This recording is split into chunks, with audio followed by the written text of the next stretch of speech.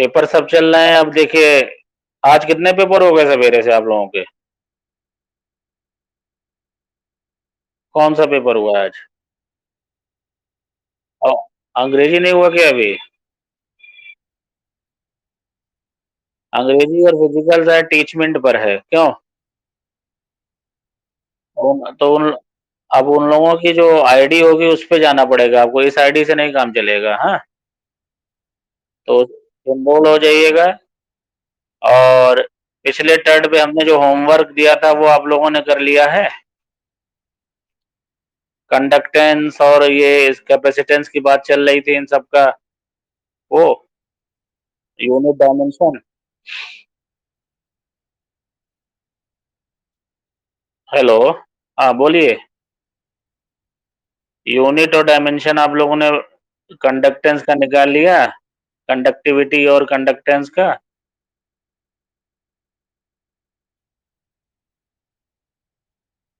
बोलिए, कोई गाय सब साइलेंट हो इस समय, बोलिए। खुशी मिश्रा बोलो।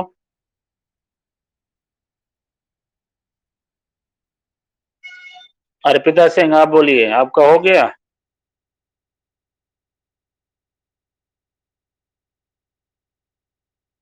क्यों? तैयारी? अच्छा अच्छा, चलिए। आज लास्ट टर्न पे अंतिम दिन जो पॉइंट उठाया था वो है रेजिस्टेंस का रीजन क्या है। What is the reason of the resistance?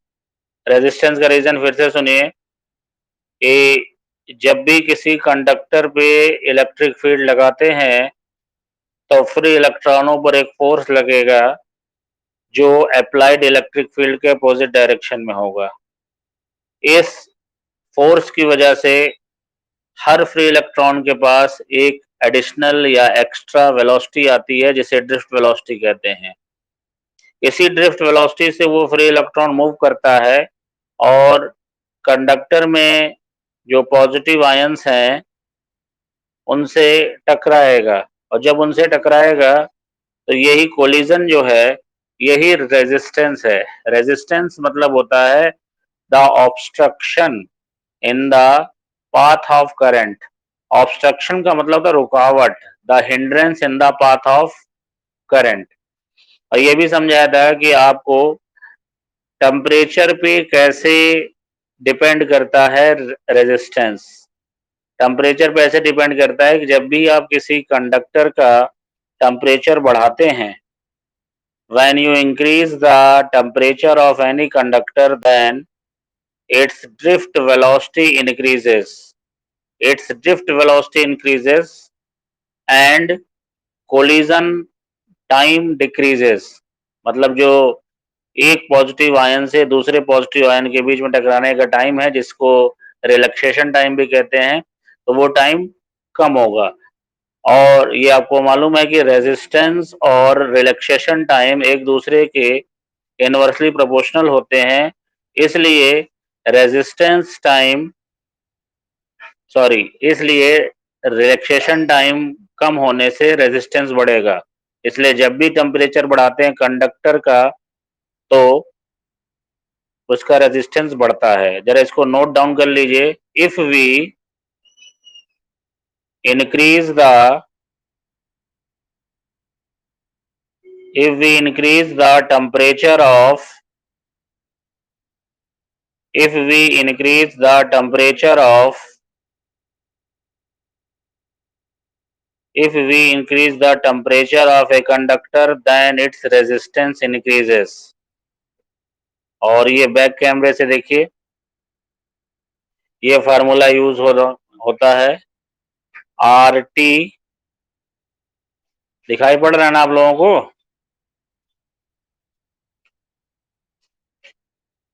दिखाई पड़ रहा है ना सबको?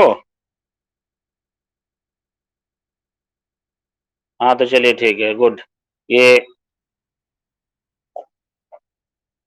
ये R T equal to R zero 1 plus alpha T, ये पहला फार्मूला है। इसमें आर टी क्या है? आर टी है resistance at T degree centigrade. और R0 क्या है?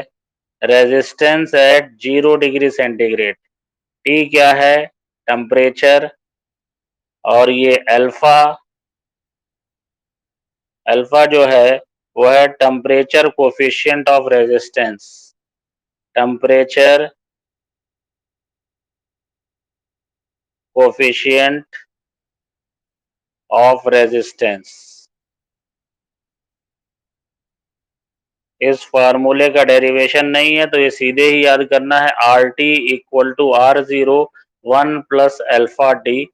RT is resistance at T degree centigrade, R0 is resistance at 0 degree centigrade, T temperature है, अल्फा है temperature coefficient of resistance। और for conductor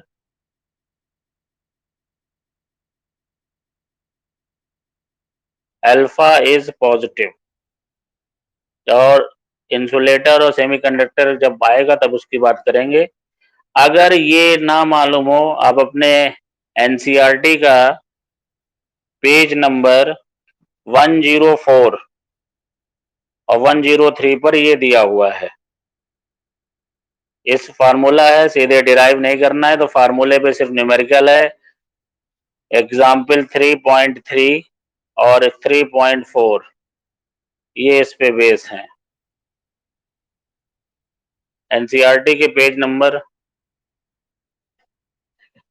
103 और 104 पे ये थ्योरी है। एक्सरसाइज 3.3 और 3.4 इस पर बेस है।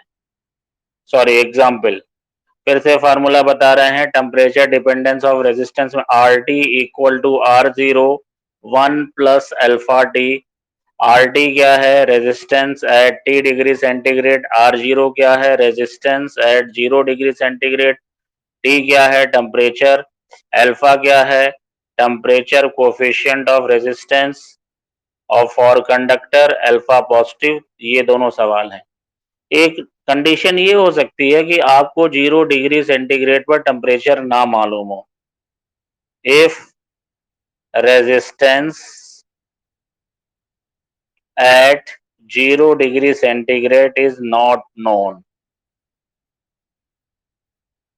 तब तो ये फार्मूला नहीं यूज होगा। तब कौन सा यूज होगा? तब होगा R2 equal to R1 bracket में 1 plus alpha T2 minus T1।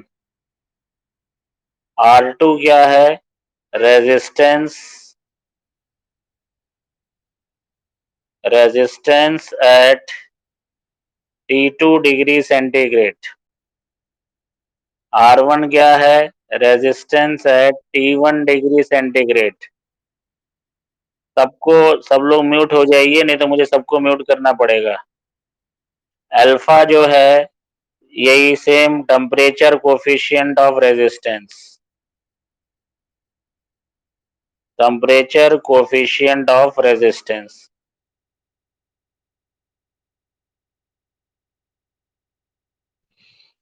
ये दो फार्मूले आज के हैं। आइए इस पे डिस्कशन कर लें। हाँ, ये दोनों फार्मूले आप लोगों को क्लियर हो गए।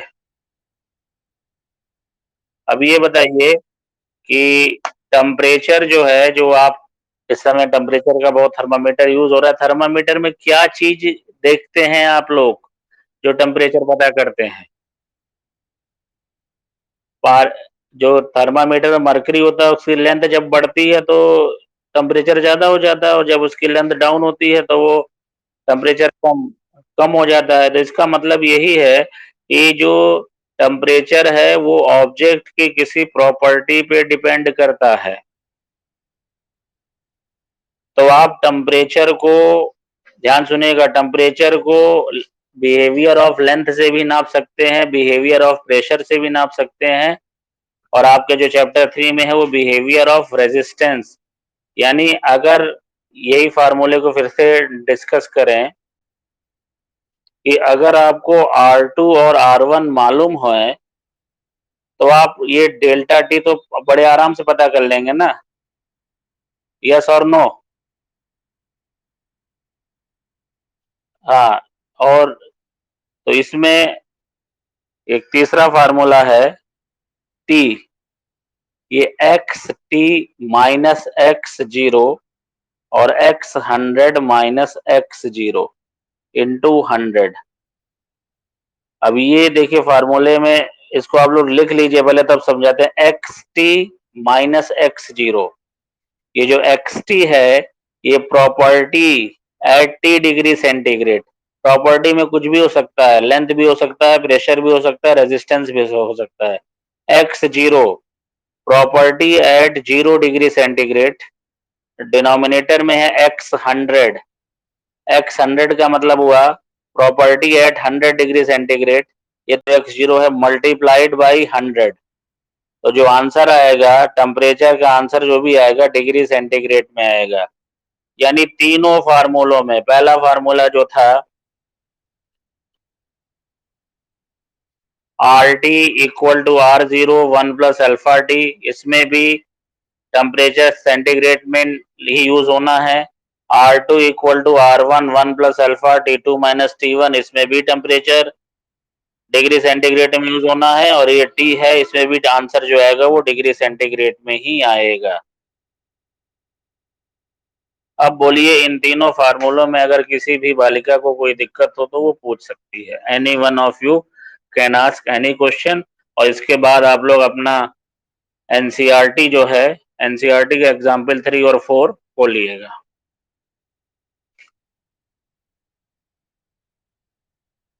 एक्स 100 है property of the substance eight 100 degree centigrade. Property of the substance eight 100 degree centigrade मतलब 100 डिग्री सेंटीग्रेड पर। प्रॉपर्टी में क्या बताया, वो लेंथ भी हो सकती है, वो प्रेशर भी हो सकता है, वो रेजिस्टेंस भी हो सकता है। Any more question? हाँ, आद्रिका सिंह बोलिए। अल्फा, अल्फा क्या बता? हाँ बोले बोला।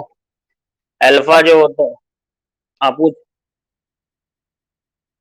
अल्फा है टेम्परेचर कोफिशिएंट ऑफ रेजिस्टेंस, यानी उस मेटल के लिए, उस कंडक्टर के लिए जो भी है, जैसे कॉपर भी कंडक्टर है, एल्युमिनियम भी कंडक्टर है, सिल्वर भी कंडक्टर है, इसका रेजिस्टेंस किस तरह से बढ़ता है। सिल्वर का रेजिस्टेंस कैसे बढ़ेगा, कॉपर का रेजिस्टेंस कैसे बढ़ेगा, एल्युमिनियम का रेजिस्टेंस कैसे बढ़ेगा, ये सारी चीजें जो हैं ये हम देखते हैं। एक मिनट, कोई कॉल आ रही है, देख लें।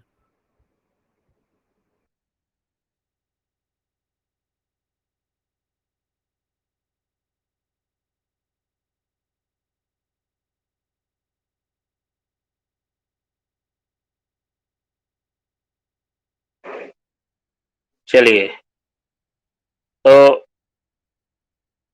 ये जो है उस पर ये सारी चीजें हैं जिसे देख के करेंगे हम लोग।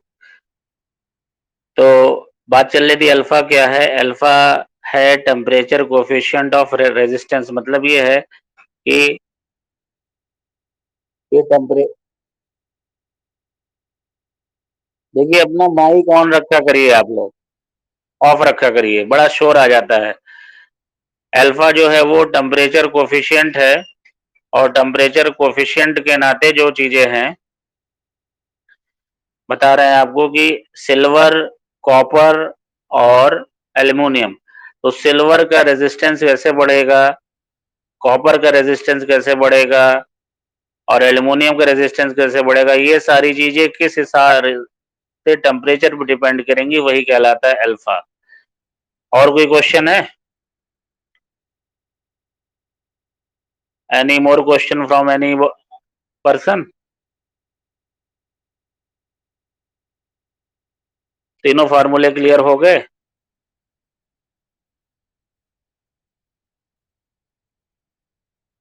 हेलो,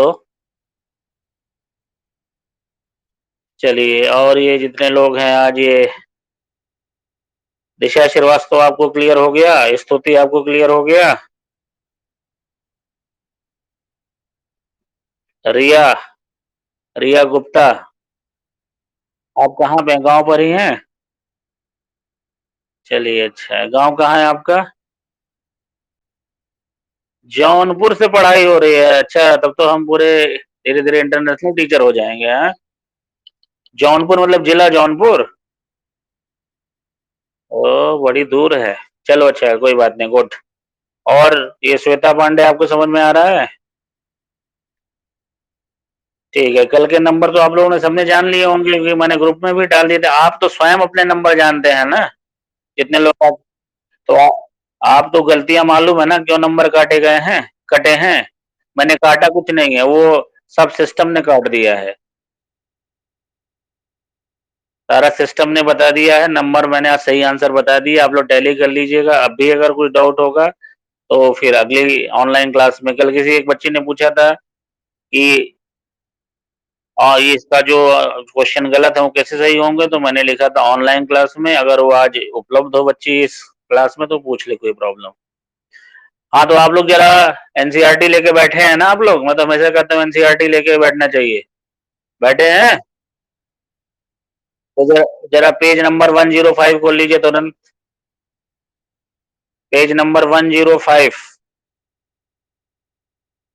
एग्जाम्पल तीसरा 3.3। हाँ, सृष्टि पांडे हैं क्लास में? हाँ, पढ़िए।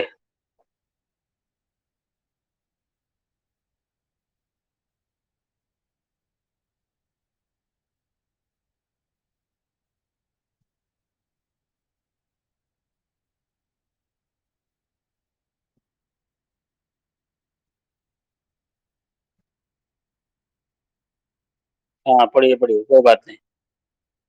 फिर से पढ़िए हाँ, जब एक बार गलती हो गई तो फिर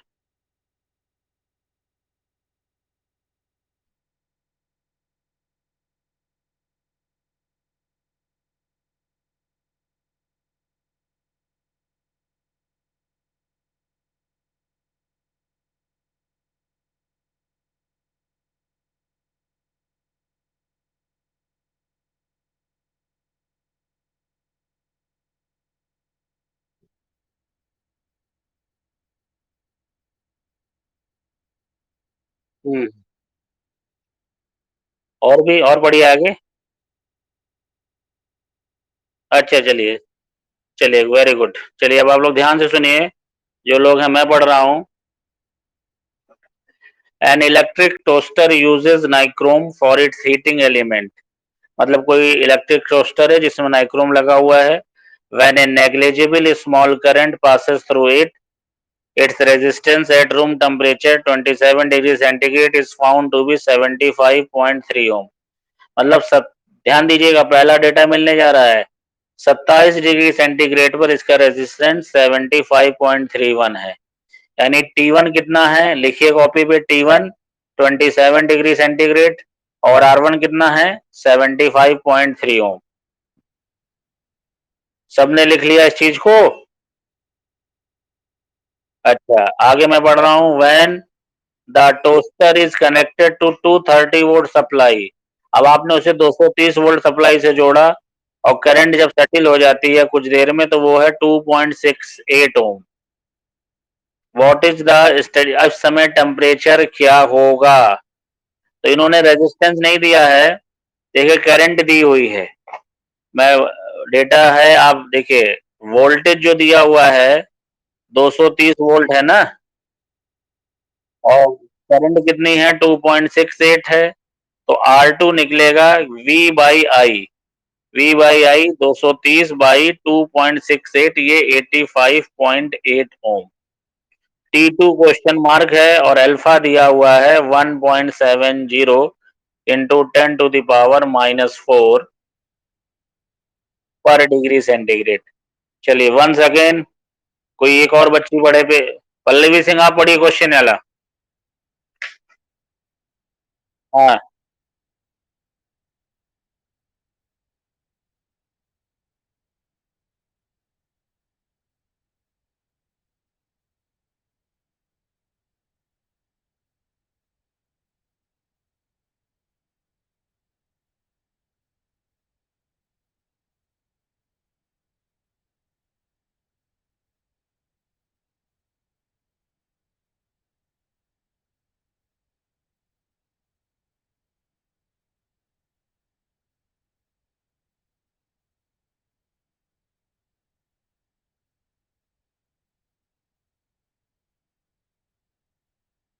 चलिए देखिए, ये अब क्वेश्चन करने जा रहे हैं हम लोग। ये जो कंडीशन दी हुई है हमें कि पहले रूम टेम्परेचर पे 27 डिग्री सेंटीग्रेड पर जो R1 है वो 75.3 ओम। T2 क्वेश्चन मार्क है। हिंट दिया हुआ है 230 वोल्ट पे करंट है 2.68 एम्पियर। तो आपने R2 निकाल लिया V बाई आई, ये 85.8 एम्पियर, अल्फा दिया है 1.70 10⁻⁻⁴ पर डिग्री सेंटीग्रेड। यहाँ R0 नहीं दिया, तो यहाँ कौन सा फार्मूला लगेगा? दूसरा, R2 equal to R1 1 plus alpha T2 minus T1। अब R2 की वैल्यू कितनी है? 85.8 है, ये देखिए। R1 की वैल्यू कितनी है? 75.3 है। 1 plus alpha T2 minus T1।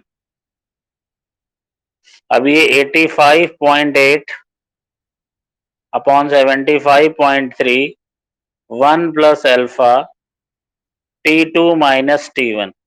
1 इधर ले जाओ तो माइनस में आ जाएगा। 85.8 75.3 माइनस 1, ये alpha T2 minus T1। Solve कर लीजिए। 85.8 माइनस 75.3, ये 75.3 अल्फा नीचे आ गया इनटू अल्फा, ये T2 माइनस T1। अब ये सॉल्व करिए, ये 5 हो गया, 5 में से 5 0, 8 1, ये 10.5, इधर 75.3 और अल्फा की वैल्यू जो है आप लाए हैं 1.70 10⁻⁻⁴। डेटा देखते रहिएगा, T2 माइनस T1। और जब इसको सॉल्व करेंगे ये पूरी चीज, ये है 820 T2 और T1 कितना है? 27, ये इधर जाके पॉजिटिव हो जाएगा, तो 820 प्लस 27 T2, तो ये T2 कितना हो गया? 847 degree centigrade. This is your answer. बोलिए, किन लोगों के समझ में नहीं आया ये? वो बात करें, जिनके समझ में नहीं आया हो, जिनके समझ में आ गया वो अच्छी बात है। कोई शर्म की बात नहीं है, नहीं आ रहा कोई बात नहीं, यहाँ तो सीखने के लिए बैठे हैं ना। जब यहाँ नहीं सीखेंगे तो कहाँ सीखेंगे? ये आपकी क्लास है। जब आप कुछ सीखते रहिए, कुछ करते रहिए। हाँ बोलिए, जल्दी से, 2 मिनट का समय दे रहे हैं, समय बड़ा कम है इस समय। समय की ही कीमत है जीवन भर में। हाँ बोले। हाँ हाँ, क्या आप वैन, ये लिखा है thus the steady temperature of the heating element when heating effect due to current equal to the heat loss. मतलब ये है कि हीटिंग इफेक्ट क्या है? जब आपका टोस्टर है, उसका नाइक्रोम एलिमेंट है, तो वो गर्म होगा तो उससे हीट लॉस होगी ना। वो वही लिखा हुआ है, heating effect due to current. Current उतनी ही हीट प्रोड्यूस करेगी जितनी हीट सराउंडिंग में जा रही है। The current will produce that heat which will go to surrounding। जैसे घरों में हीटर होता है ना, तो हीटर कुछ लोग तापने के लिए इस्तेमाल करते हैं जाड़े में, कुछ लोग खाना बनाते हैं पूरा 12 महीने, तो उससे कितनी एनर्जी बाहर आती है? उससे उतनी हीट बाहर आती है जितनी करंट हीट बनाती है। हो गया क्लियर? अब चलिए कोई बच्ची 3.4 पढ़िए। चलिए अनन्या त्रिपाठी आप पढ़िए 3.4।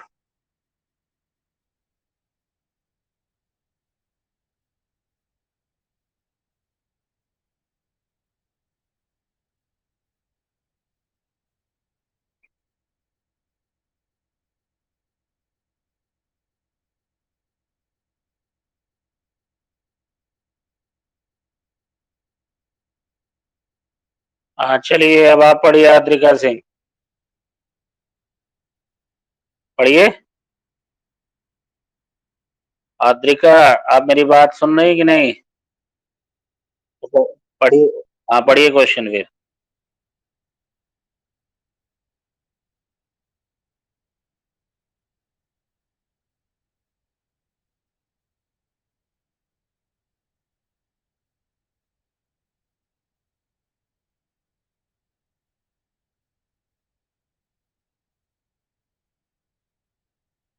5 ohm. Calculate the temperature of the bath.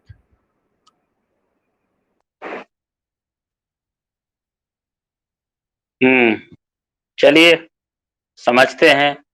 Ice point, ये तो फर्स्ट ईयर की चीज आ गई। कोई बताएगी बालिका आइस पॉइंट मतलब?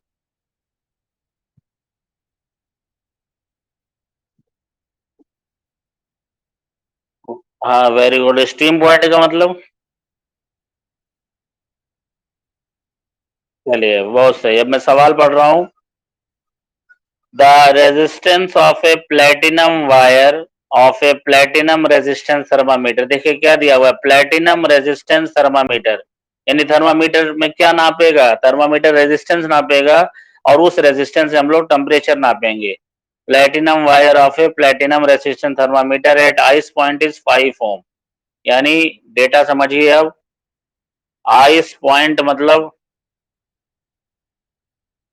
0 डिग्री सेंटीग्रेड। दिखाई पड़ रहा है आप लोगों को? एक मिनट, आप नजर आएगा। ये देखिए, आइस पॉइंट मतलब 0 डिग्री सेंटीग्रेड, तो यहाँ R0 है 5 ओम। स्टीम पॉइंट मतलब 100 डिग्री सेंटीग्रेड, तो R100 है 5.23 ओम। किसी टेम्परेचर पे रेजिस्टेंस नापा गया 5.795 ओम। तो टी की वैल्यू बतानी है। यानी जो प्रॉपर्टी एक्स की बात हो रही थी फार्मूले में हमने समझाया था, वो यहाँ पे रेजिस्टेंस हो गई है। तो वो पूरा फार्मूला तीसरा वाला आर से चेंज हो जाएगा। फार्मूला क्या बताया था? X T minus X zero upon x 100 minus X zero, और इस पूरे में मल्टीप्लाई किए थे 100 की। तो टेम्परेचर ये चेंज हो जाएगा आर टी, क्योंकि एक्स जो है वो आर से चेंज हो रहा है। R T minus R zero, R100 minus R zero into 100। अब आर टी की वैल्यू कितनी है? ये वैल्यू है 5.795। R0 5, R100 कितना है? R100 है 5.23 माइनस 5, और ये है इंटू 100। और जब इसको सॉल्व करोगे तो आपको आंसर मिल जाएगा 345.65 degree centigrade. This is your answer. बोलिए, इसमें कोई किसी को कोई दिक्कत? हाँ बच्चों बोलो। बताइए। हाँ बोले।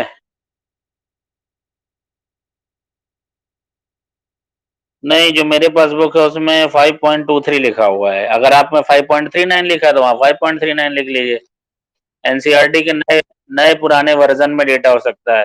देखिए जो फार्मूला आपको समझाया ना, ये R T minus R zero upon R100 minus R zero, ये ज्यादा इंपॉर्टेंट है। ठीक है? यस और नो? हाँ ओके। हाँ और बेटा, और कोई बताओ जिसको कोई दिक्कत हो आज, किसी भी तरीके से कोई दिक्कत आ रही हो तो। हाँ बोले।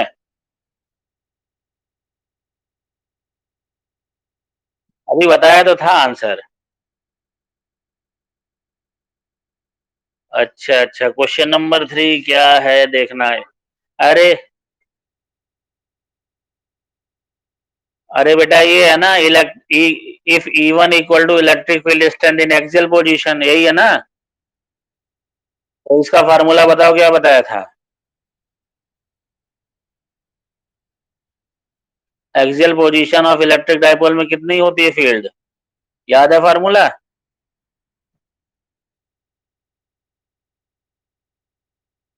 और और E2 इलेक्ट्रिक फील्ड स्ट्रेंथ इन इक्वेटोरियल पोजीशन, ये क्या है?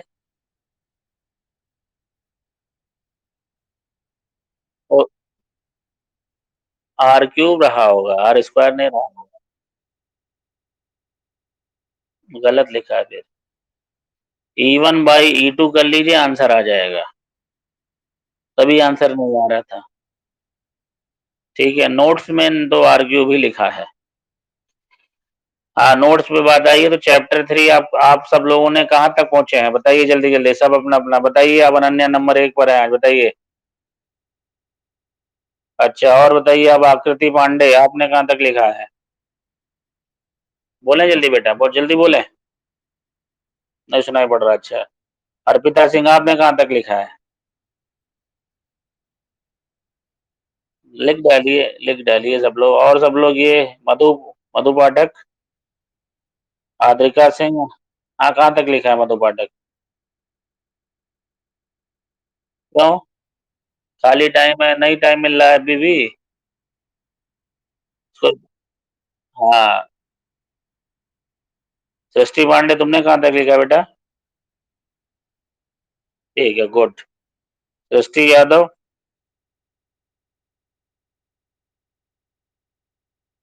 बोले आपने कहाँ तक लिखा है? पूरा हो गया है? अच्छा चलिए, चलिए कोई बात नहीं। अब अगली हेडिंग डालिए आप लोग, इलेक्ट्रिकल एनर्जी। Electrical energy.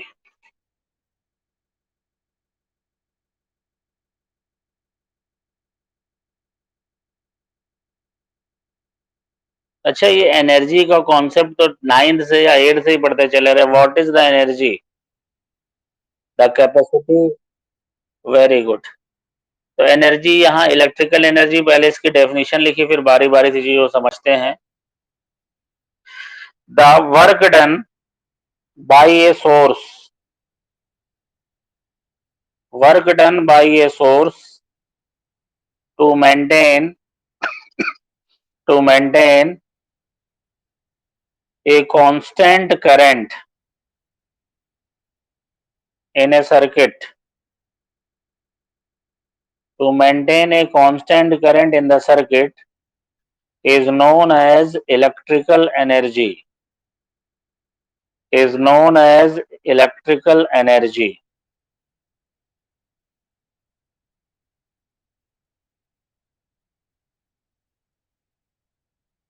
हम्म,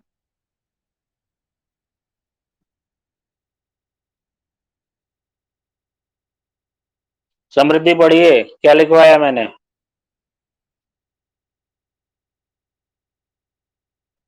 समृद्धि, आवाज सुनाई पड़ रही है? चलिए अच्छा। ये श्वेता पांडे, आपको आवाज सुनाई पड़ रही है मेरी? आप बताइए क्या लिखवाया है?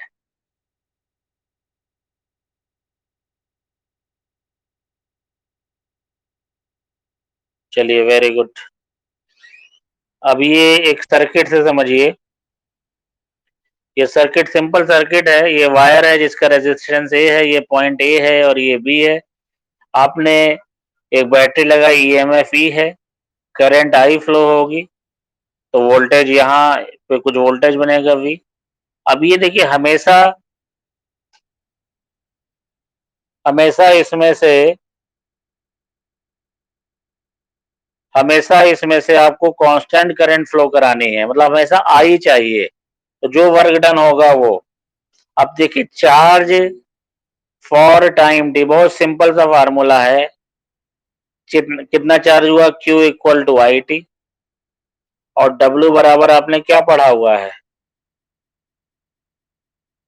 अरे V बराबर W बाई क्यू पढ़ा है, इधर देखिए, V बराबर W बाई क्यू पढ़ा है, तो W बराबर क्या हो गया, QV हो गया। यस और नो? हाँ, तो ये W बराबर होगा QV, और Q की वैल्यू है WV, ये Q की वैल्यू IT, तो यही पहला फार्मूला हो गया। अब अदर फार्मूले देखिए, जैसे W बराबर VIT, ये पहला फार्मूला था। V बराबर IR होता है, ये इसको रखिए यहाँ पे, तो WIR IT, तो I और I क्या हो जाएगा, I स्क्वायर RT, ये दूसरा फार्मूला हो गया। पहला फार्मूला, दूसरा फार्मूला। अब यहाँ से देखिए, सिंस V बराबर IR, तो I की वैल्यू क्या हो गई, V बाई R। अब I को यहाँ रख दीजिए 1 पे, W बराबर VIT आया था, और I की वैल्यू ये रखोगे, तो W बराबर ये V by R T, W हो गया V स्क्वायर बाई R, ये T। हो गया ठीक? तीनों फार्मूले क्लियर हो गए बच्चों? तो बताइए पहला फार्मूला क्या आया है? हाँ हाँ, W equal to V I T. दूसरा फार्मूला? R2 तीसरा फार्मूला? ठीक है, V square T by R ये है। तो आज इलेक्ट्रिकल एनर्जी तक, परसों हमारा टर्न है, तो परसों आपको इलेक्ट्रिकल पावर पढ़ाएंगे। और अगर कुछ पूछना चाहते हो आज के लेक्चर के बारे में तो पूछ सकते हैं।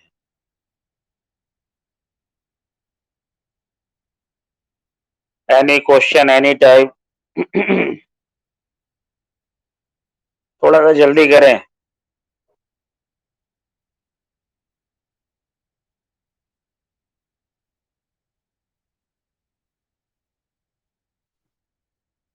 चलिए ठीक है, थैंक यू वेरी मच।